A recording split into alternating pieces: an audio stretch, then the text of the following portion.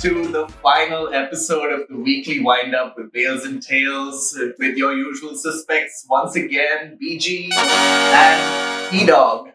And if you're a Kolkata Knight Riders fan, you must be a pretty happy camper right now. It's happy days for the third time IPL champions. They did it with relative ease. But, let's talk about what happened through the lead up as well, a little bit.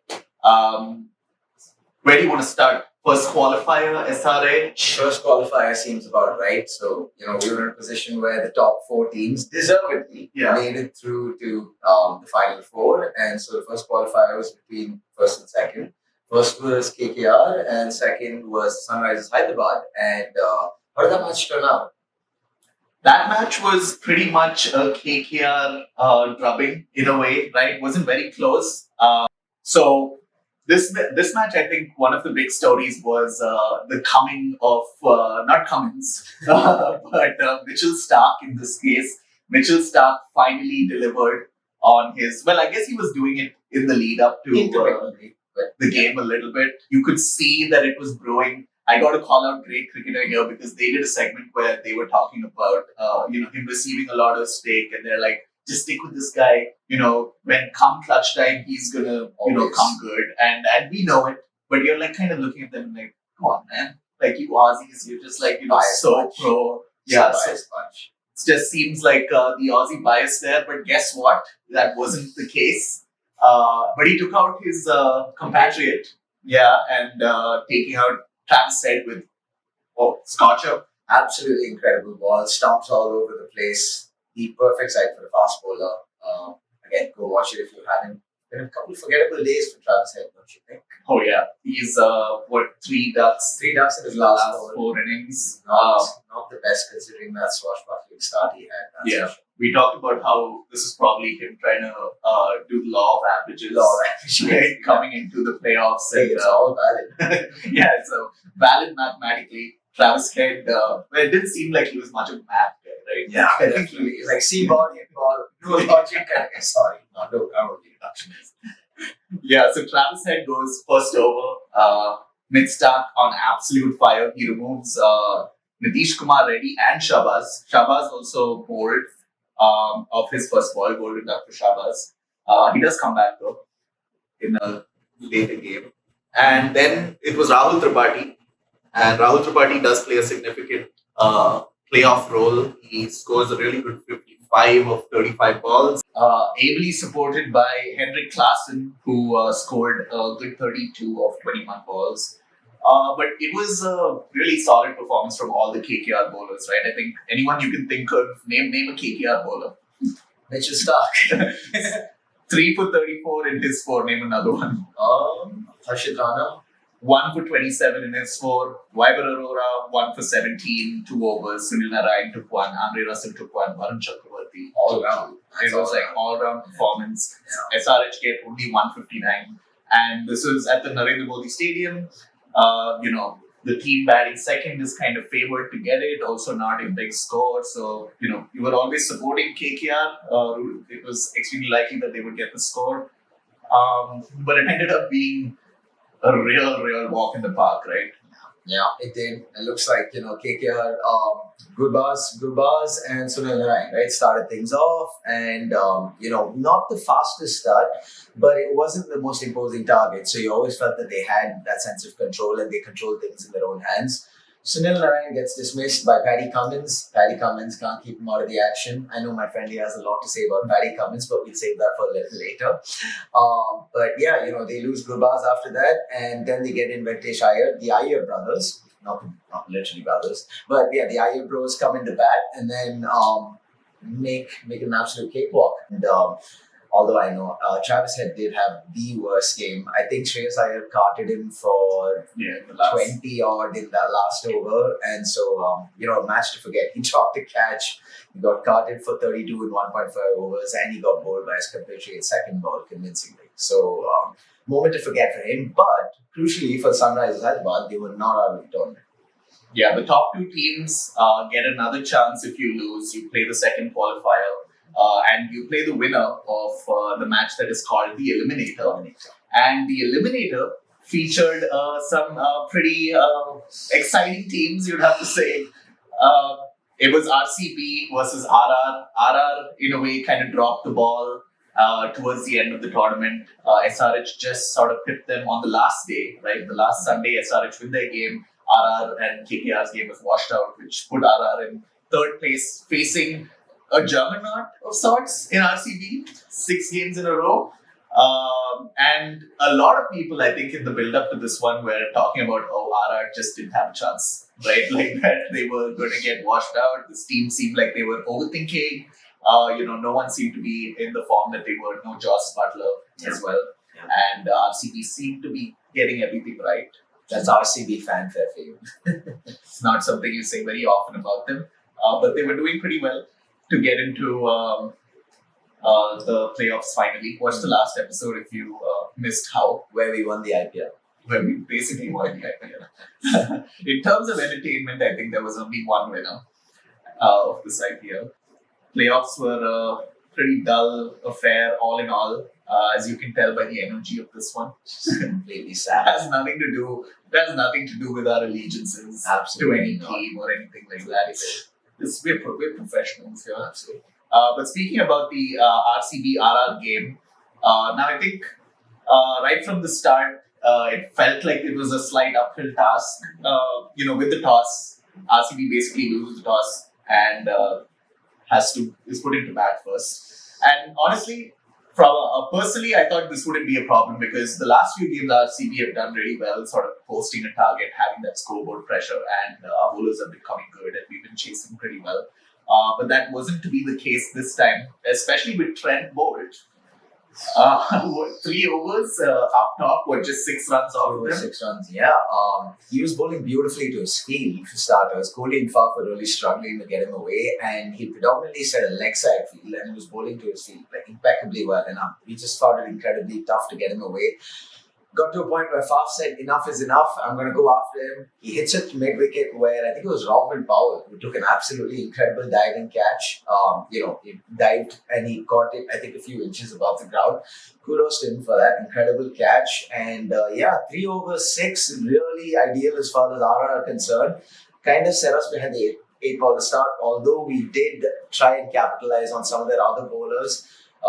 Put away a couple of loose offerings from the likes of Chahal, Avesh Khan. So we did pick our bowlers wisely, but Ashwin did stymie us in middle order as well. Stunning spell from Ashwin. Of course, he had to do it against RCB. He basically picked up. So although Trent Bolt, bowled really well, like you mentioned, I think we kind of RCB did keep the scoring up. It wasn't exactly the worst of power plays. I believe we got at least about 50. But once Ashwin came in, I think. And both Faf and Virat got dismissed. Virat going to Yuzi Chahal, I think, not unsurprisingly, he's done that on many occasions. Right? Leg spin. The whole long sweep not coming good this one I've time. seen this movie before. Yeah, so a couple of early wickets, but the ship was steadied by Cam Bean and Rajat Patidar. Rajat Patidar dropped a massive sitter from Dhruv Jurel. It was like the easiest catch I have probably seen this entire IPL being put down.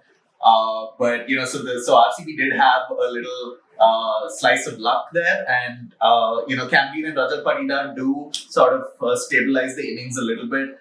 And but Campbell eventually, trying to push the ante of Ashwin, who was bowling spectacularly. Gets caught once again of Robin Powell. Yeah. And that brings a certain, I don't know what to say about Glenn Maxwell this season. It's been a season to forget. I mean, there are bad seasons, and then there's Glenn Maxwell 2024, right?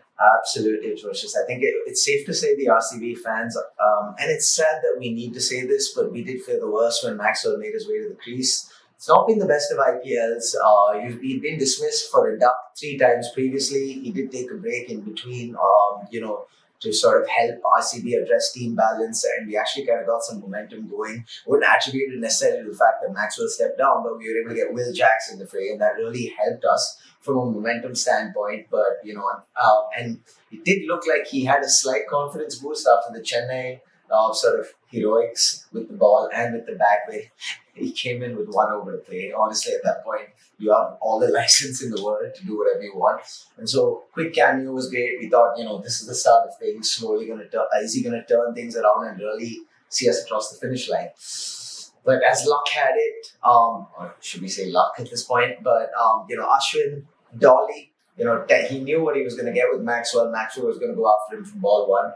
Things turned out, he hit one straight. He mistimed it, went straight up in the air, and he was easily caught at long on, I believe. By Dhruv Jurel, who was able to make up for the earlier gaff. But yeah, 0 again, 4 ducks. Clearly a season to forget for Maxi. And where did we go after that? Yeah, after that, I think Lomror picked it up, and DK as well. Patidar ended up getting caught in the deep as well to Riyan Parag. But Lomror did play a good innings, got to shout him out a little bit, and DK and him basically, carry us to 172. It always felt a little under. I think we were looking at about 190 at one point. Then lost a lot of wickets. So at the firepower at the end, good comeback. Also, you do have to say from Avish Khan and Sandeep Sharma and the likes. But yeah, 172, not the worst score. There was possibly something in there, and especially against, I think, a Royals lineup that was not doing as well in the lead up to this game. But we do kind of make RCB does do RCB things, makes a muck out of it. Yashasvi Jaiswal dropped early, I think, first or second over.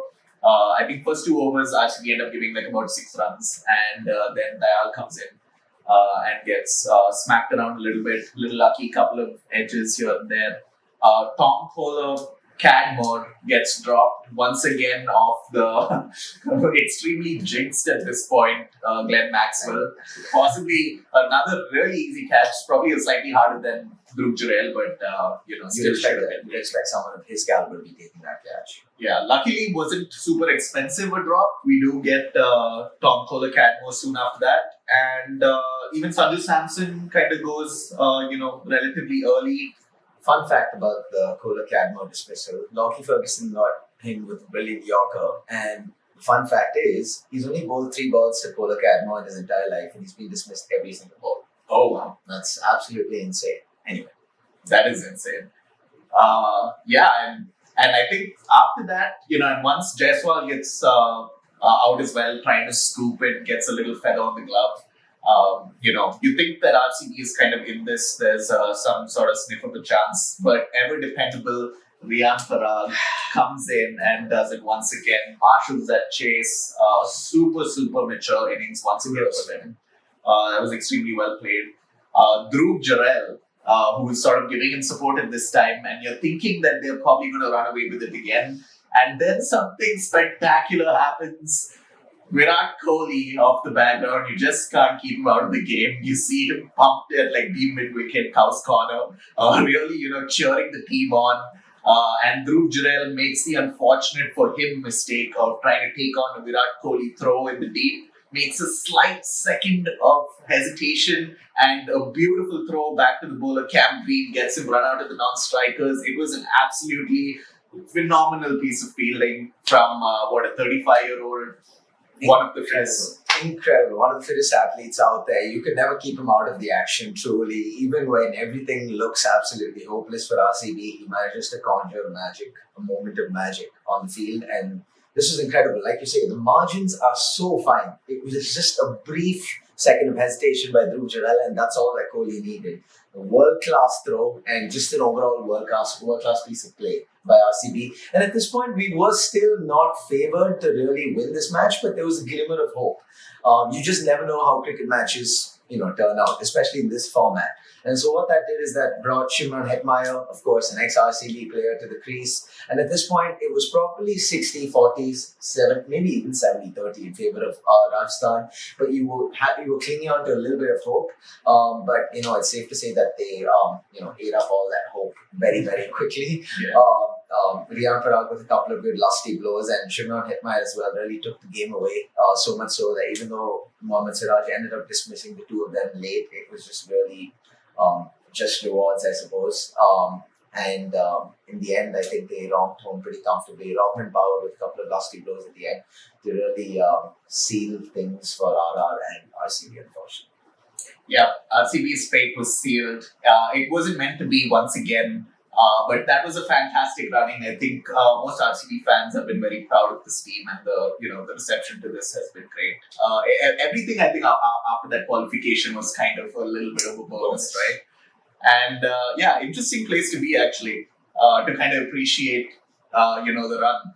And I guess now since RCB's sort of season was done and dusted, I think the conversation immediately sort of lent itself to next year because the hope never dies. The hope is always, it keeps going. That's the one thing we have. And I thought, we decided that we would talk about what the auction would look like just before next season. It's going to be the mega auction like in 2022, where what was the you're allowed to retain 4 players in total as per the rules then. I think the other rules were you were allowed to retain a maximum of 2 foreigners. Maximum of 2 foreigners, yes. I think a maximum of 2 foreigners, maximum of 3 Indian players, and I believe a maximum of 2 uncapped players. And I think the policy was if you were retaining 4 players at the time, the max retention value for the top player you were going to retain was 16 crore. And I believe the budget was 100 crores, so that represents about 16% to be allocated to your top retention player. So what we're really going to do now is, assuming that holds for the mega auction coming up, and it probably might not, which means you could have a situation where we end up retaining 5 or 6 players. That might represent something good for us. Yeah, because I think Mumbai needs to retain Rohit, Hardik, Tilak Varma, Bumrah, and who else? Tim David. And is there anyone else? Sky. Yeah, Sky. So Mumbai needs to retain 6. So probably rules are going to be if you know, 6 players. Yeah, but anyway, we're going to go by last time's rules, right? And so do you have who's your four? That's $1 million question. Well, firstly, it's always tough with RCB because we always feel like we get this balance wrong with our team and we don't quite make the right retentions in terms of players. Kohli is obviously going to be number 1. I think that's a no-brainer at this point. It remains to be seen, how much we allocate to Kohli. But I think it's safe to say the assumption would be Kohli is going to be that number 1 choice. As far as others are concerned, I would probably look to retain Siraj. Only because we've come to realize that domestic fast bowlers are a bit of a rare commodity right now. And we're seeing a lot of, fast bowlers being added into the foray. But having said that, fairly average returns. Not too many have had IPLs to remember. I mean, maybe you look at some of the KKR boys who've actually done really well, and it's a nice story, right, for Indian cricket as a whole. But having said that, I do think that Siraj, although his returns have been fairly mixed over the last couple of years, he does represent value in terms of retaining our best fast bowler. Then the $1 million question is, do we go with Cam Green or do we go with Will Jacks? Now, we did get Cam Green for, 16.5, 17.5 crores. So it remains to be seen whether he is willing to, take a reduction, right, as far as the pay there is concerned. And, all-round capabilities are well known at this point. But having said that, Will Jacks still represent a bit of a steal at 3.2, because I could definitely envision a scenario now where Will Jacks, if it's Cam Green, you see Will Jacks go back to the auction, then other team picks him up for more than 3.2, and then the next thing 100 or 40 against RCB. We've seen this story way too many times. But personally, I would go with Cam Green there.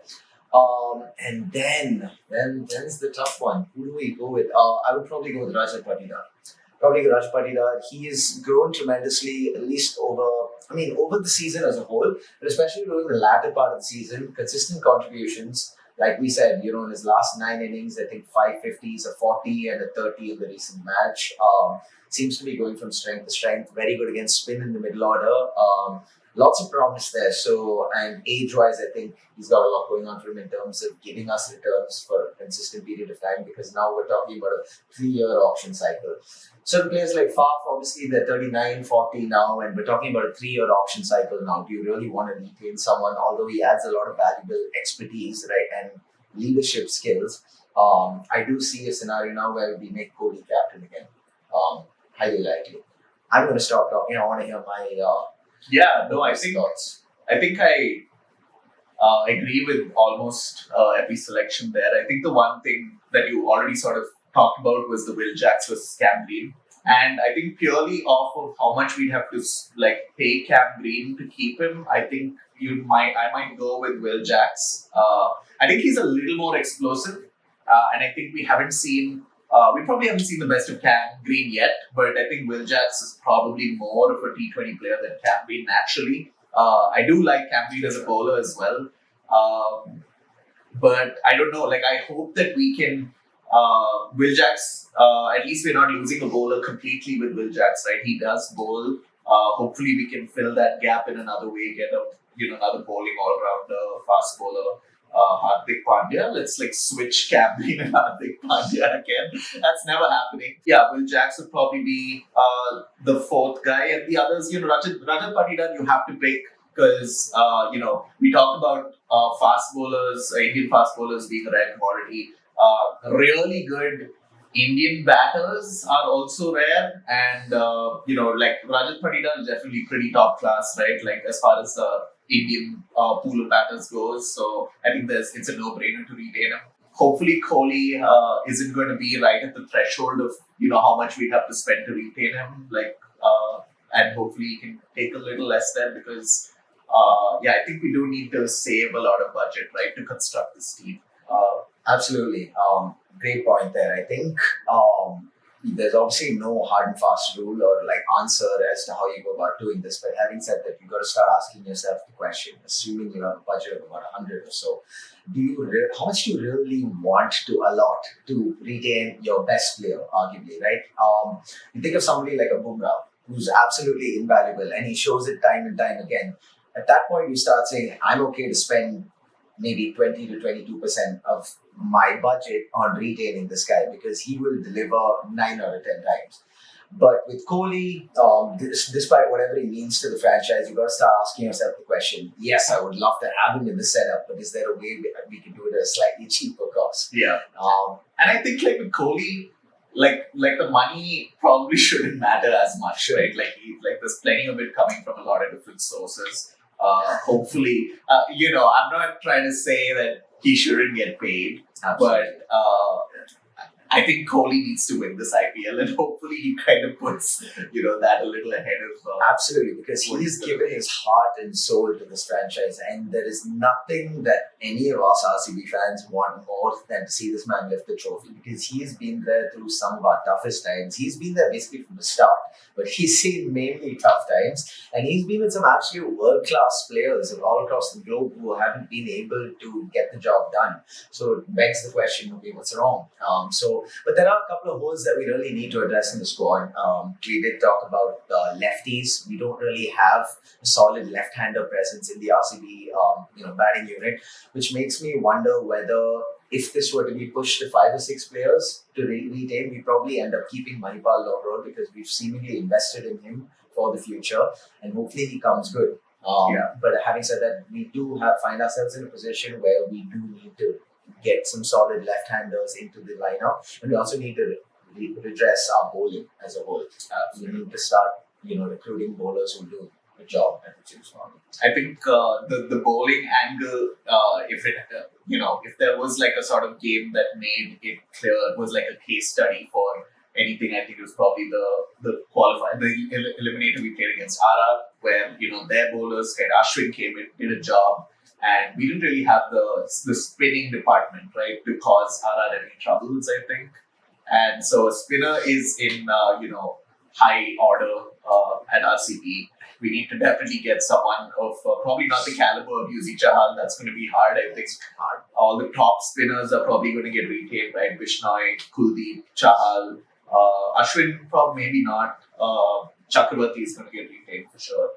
But I think we talked about potentially Markanday being available. Or a Shreyas Gopal, Sai Kishore. And that's where you ask yourself the question, just moving forward with regards to the way RCB is operating. I think the management really needs to take a deep look in premium side, and like we need to make certain revisions to maybe our talent scout program as well. Because we need to be able to be in a position where we identify young talent early, as opposed to being reactive, where everyone almost knows that they're good, and then it becomes a bidding war, and we end up having to pay premiums for these players who might not have the best tournaments anyway. So Yeah, and like when you talk about players that were paid, premiums were paid for, right? Like even Mitch Stark, right? Like I don't think the returns justified how much he was paid, not right? at all. That's quarter of the entire budget, right? That was paid on one player who, yeah, like KKR made the playoffs and he played well, but like you don't need to spend that kind of money to get that performance, right? It's not Absolutely. 25, 24, I Plus the believe. fact that, yes, as Pranav did acknowledge, he has had a good sort of IPL, the playoffs. He did perform in this playoffs. But having said that, you ask yourself the question, am I really going to spend that much on a player who, quite frankly, his availability has always been a big concern also. Yeah, there's that, and like outside of Stark, right? If we go through like some of the sort of big purchases, like Pat Cummins as well. Like, yeah, he was a captain, and I guess nobody ever says a bad word about Pat Cummins because he's like kissed by God, and he's the chosen one and whatnot. But like, if you look at his like exploits with the ball, not really worth what 21 that we almost paid for. Absolutely. So I'm not sure that there needs to be that kind of investment. Like even Cam Green, for example, if you want to sort of scrutinize, an RCB player, he didn't put forth, I think, 17 crore worth of performances, right? Like maybe it's an investment for the future, could be argued, but you talk about players like Travis Head, right? Like how like certain players are very clearly undervalued. Like he was just over like 5.5 crores or something like that. Travis Head, after literally stealing the World Cup on Indian soil and has been in belligerent form, right? Like how is it possible that he went for that low? And okay, forget Travis Head. Like you talked about scouting, right? Delhi. How did they end up with Tristan Stubbs and Fraser McGurk, who were like basically some of the best players in terms of foreign players this IPL? Like there's clearly a certain department in the RCB camp that's missing. Lacking. If Delhi is done so well, we talked about RR in some of the previous episodes. Check them out. But there are a lot of like really good teams, and I'm talking about backroom teams, like the backroom staff and stuff, who are like making the pre-game decisions, the auction decisions, maybe even team selection to some extent. Like it took RCB a long time to sort of start to play with Jacks, right? Like we stuck with Maxwell. That was because of Maxwell's poor form, not because we'd identified what was clearly a great batsman in the making, and very young, still has a lot of potential and upside, but it took us, I don't even know how many games it was. What was it? 5, 6, 7? Yeah, it took a lot of games. It took more games for us to bring in Will Jackson. It took for us to drop Alzari Joseph, who was also paid a premium and did 11, absolutely 11, 12, what was it? 11.6, 11 or 12, something along those lines, but he's definitely going to be released back, and I won't be shocked if a team picks him, but having said that, it's going to be a lot cheaper than what we picked him up for. So that just speaks to some of the mistakes that we really committed, and here's to hoping that the think tank is a lot more sensible moving forward in terms of the team that we want to build, right? Because I think the balance is off, and we just really need to address a couple of things. So here's hoping to a brighter future ahead for our franchise. Yeah, absolutely. I think just the last point before we move on. I think the sort of strategy here should be like, it's not about the bigger names, right? I think it's the right price. It's who's available at the right price.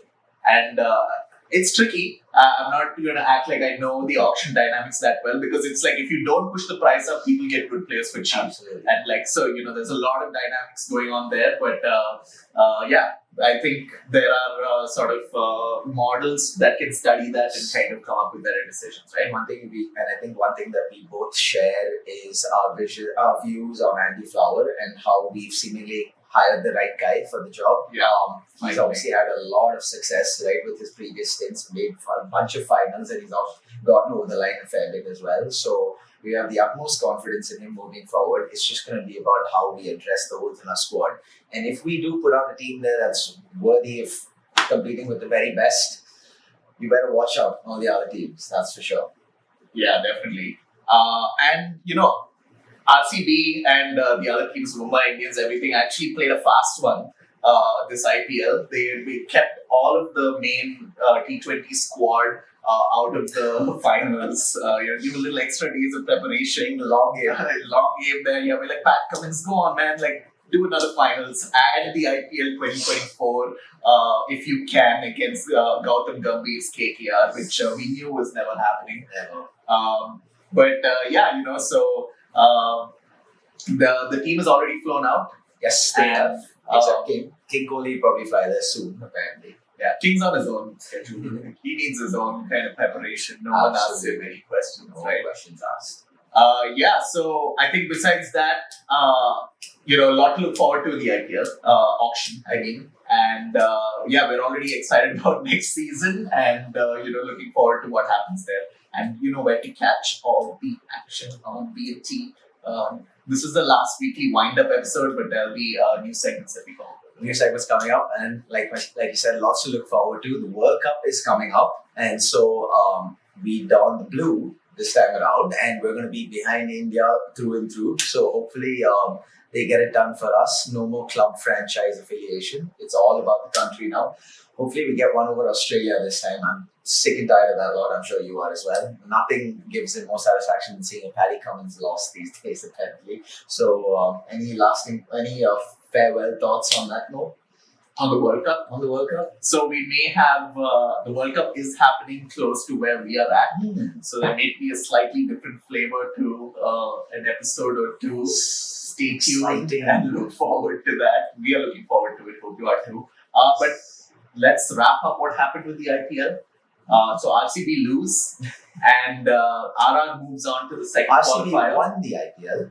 We won the IPL. And then there was this few games. And then there were a few games they played here and there to tire out the Aussies. Just to tire out the Aussies, absolutely. No, but in all seriousness, RCB lost, got eliminated by RR in the Eliminator. Sunrisers lost to Kolkata Knight Riders. Kolkata Knight Riders in the qualifier won. Kolkata made the final. And then Sunrisers Hyderabad played the Rajasthan Royals in the qualifier 2. And the Sunrisers beat the Rajasthan Royals and went on to play Kolkata again in the final where they were comprehensively beaten. We thought the first game they played was a beatdown of qualifier 1. The final was an annihilation. But, you have to give credit where it's due. Kolkata were deservedly crowned champion. They were absolutely annihilated, the Sunrisers by Kolkata Knight Riders. Just a little bit of a recap of the final. Yeah, so the final actually played out extremely similar to the first qualifier. SRH again win the toss and again choose to bat, which is not actually the wisest, popular sort of data-backed decision, but more of a bit of a, as certain someone would say, an ego-driven decision, ABD. And I don't know, hey, if we talk about, Paddy Cummins being the clutch captain and everything, I'm not sure about those calls at the toss. I think they definitely played a certain role, both at Narendra Modi Stadium and at Chepauk, right? Chepauk is hugely favors teams batting second. So, but similar story in that innings as well. Mitch Stark once again picks up Abhishek Sharma this time with a bit of a scorcher, gets clean bowled first over, and that was followed up with Vaibhav Arora getting Travis Head in the next over. So very similar, they just kind of flipped it around in this game. And this time, however, Rahul Tripathi could not save SRH in the middle order, so they basically continued to lose wickets. Aiden Markram, plays a few lusty blowers. It hasn't been the best season for him, but, he did some more damage. He tried. And, Nish Kumar Reddy goes early, Klaasen goes early. There's no one to really... Who top scored this innings? Who did? Yeah, the ever so clutch Paddy Cummins comes in yet again and, marshals Sunrisers innings to a competitive, given Paddy Cummins' expertise with the ball, 113 and 20, the lowest total ever posted in an IPL final. And, KKR, they basically did it with one eye closed. 10 overs, 10 overs, playing for the net run rate. in the finals once again. Both very net run rate-esque games, right? They just didn't want to take their time. I think that's a bit of a maybe SRH deserves some amount of credit for that. Like, it's been a unique style of play, right? Like truly fearless in this IPL. Very exciting, interesting to see how the World Cup plays out in that aspect, right? I think that's a large part of what the discussions are now. Our score is going to be as high as they've been in the IPL. Of course, there's no impact sub, but I think there is a certain change in intent. We can see that with Mr. King Kohli as well. Excited to see some of his slog speech. Strike rate saga. Strike rate saga coming in. But, so KKR does it 10 overs, lift the trophy once again. A lot of shout outs to, Gautam Gambhir coming out and taking charge of this team this season. And God, he's like basically completed cricket, right? Absolutely. Gautam Gambhir, kudos to him. I think there was a video going around on Twitter where everyone was, it was basically a speech to the players, right, prior to the tournament. And he said, I want everyone to be treated as equals. I will treat everyone as equals. And nothing will give me more satisfaction than being able to see you all lift the trophy on the final day. Might sound like a very generic thing to say, but I think it does speak to what a good leader Gautam Gambhir is. The fact that he's been able to do it twice as captain with KKR and now once as a mentor, and he's made a bunch of playoff runs with the LSG franchise as well, really shows his potential to be the person calling the shots out there and how he gets troops to rally behind him, right, more often than not. And there are shouts for him being the India coach now, by the way. I don't know if he's completely rejected the idea of it or whether he's giving it a thought, but might be something to consider. What do you reckon?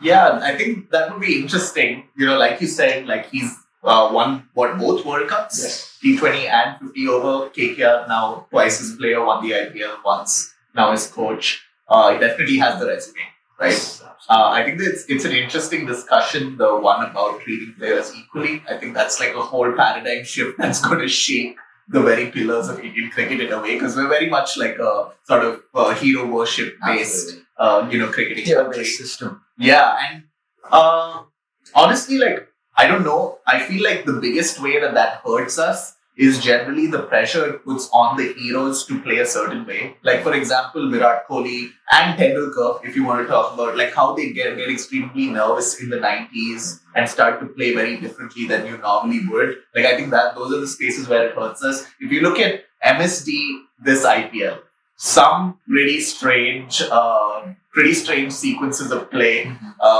not giving Daryl Mitchell strike.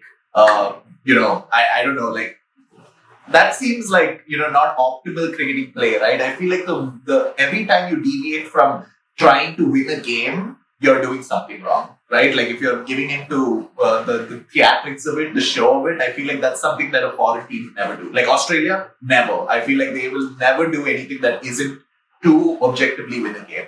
And I think if Gautam Gambhir is talking about bringing that kind of mentality to the way India plays their cricket, I think that's helpful. I don't think the hero worship's going to die, but I think at least on the management side, it could be made clear that that's not what we're about. Yes, absolutely. But to sum up KKR's triumph, fantastic tournament for all those involved in the KKR setup. Some great stories. Sunil Narayan's prowess with both the bat and ball. Truly commendable all-round effort. What was it, 488 runs? And he took 17 wickets at an incredible economy rate, by the way, 6.69 in this tournament where teams were hitting 200 for fun.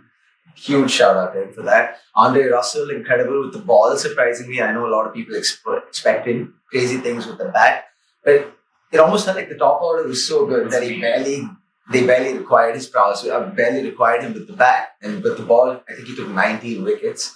So great returns for Dre Russ there. Ankush Raghuvamshi, star for the future. A lot of us are going to be looking forward to seeing him play a lot more cricket in the years to come. Their bowlers, Vaibhav Arora, was in and amongst wickets. I think he had 11 or 12 wickets with a great average as well. Harshit Rana as well, 17 plus wickets, very commendable economy rate and average as well. Mitchell Stark, obviously, given the money he went for, there were a lot of doubts around whether he was truly in it, right, to win it. But, when they really needed him to help get them over the line. He was there in the playoffs to really make things, work. And so fair play to him for that. But, all in all, we could visit every batsman, bowler's contribution. Overall, though, it was an absolutely great team effort and no fluke. So I think what? Yeah, I think there could be absolutely no complaints as to Kolkata winning this, pretty dominant performance throughout, especially in the playoffs. I think, no one got a real sniff. We RCB could have done it. Way to put that one in there. Yeah, I had to slide that in there. But yeah, so that wraps up the weekly wind-up series that we've had. It's been the first sort of series of this channel, but there's plenty more to come with the World Cup and beyond. We're also looking at BGT, the most exciting test series that's going to be at the end of this year.